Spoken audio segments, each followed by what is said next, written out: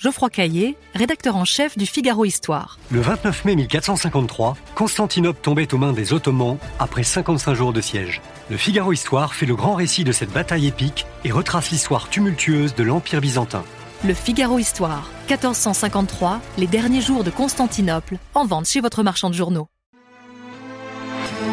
Les podcasts du Figaro. Prêt pour le décollage.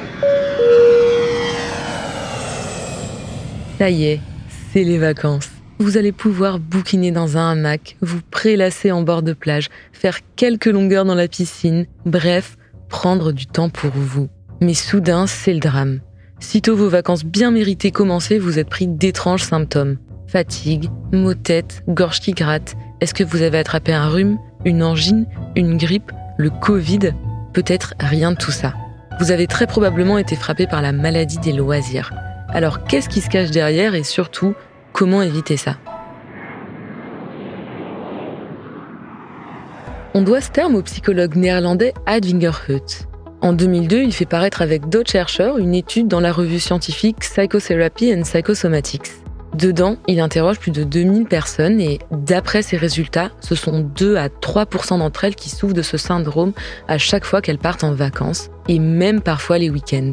La plupart du temps, les symptômes ne durent pas plus de quelques jours au début de leurs vacances, mais ce trouble n'a pourtant rien d'anodin. Plus de 85% des personnes concernées vivent le même schéma encore et encore à chaque début de vacances. La maladie des loisirs serait donc à la fois chronique et intermittente.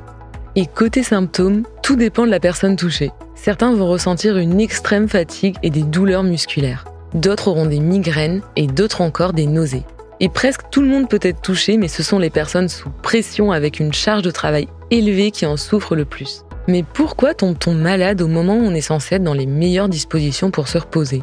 Très souvent, c'est la charge de travail qui augmente avant de partir en vacances qui en est la cause. Entre les dernières deadlines et les projets à boucler, il n'est pas rare d'être débordé à ce moment-là.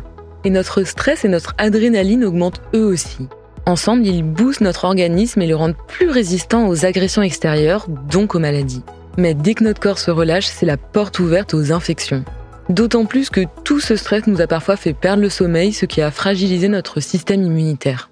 Alors, comment l'éviter ? Dans l'étude de Ad Vingerhout, 20 personnes disent avoir guéri la maladie des loisirs, mais elles ont opéré pour ça un changement radical.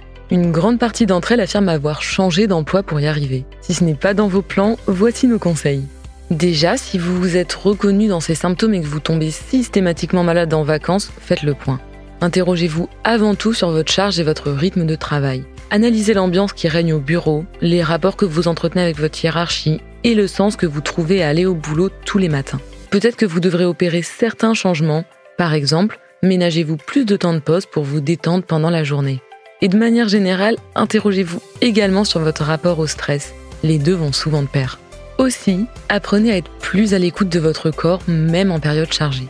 Vous pouvez, par exemple, vous prévoir des moments pour analyser vos sensations et vos ressentis. Puis, ça va de sens, mais soyez aussi attentif à votre nombre d'heures de sommeil par nuit et veillez à garder une alimentation variée. De son côté, Ad Vingerhout préconise la pratique du sport pour combattre la maladie des loisirs. Il recommande de faire quelques heures de sport avant de partir en vacances et en week-end. C'est un moyen de créer un sas, une sorte de transition entre le travail et les congés. Ça permet surtout de se défouler et de moins stresser.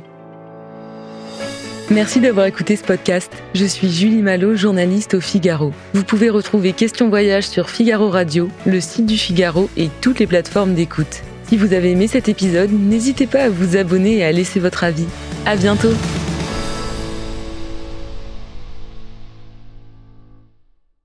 Geoffroy Caillé, rédacteur en chef du Figaro Histoire. Le 29 mai 1453, Constantinople tombait aux mains des Ottomans après 55 jours de siège. Le Figaro Histoire fait le grand récit de cette bataille épique et retrace l'histoire tumultueuse de l'Empire byzantin. Le Figaro Histoire, 1453, les derniers jours de Constantinople, en vente chez votre marchand de journaux.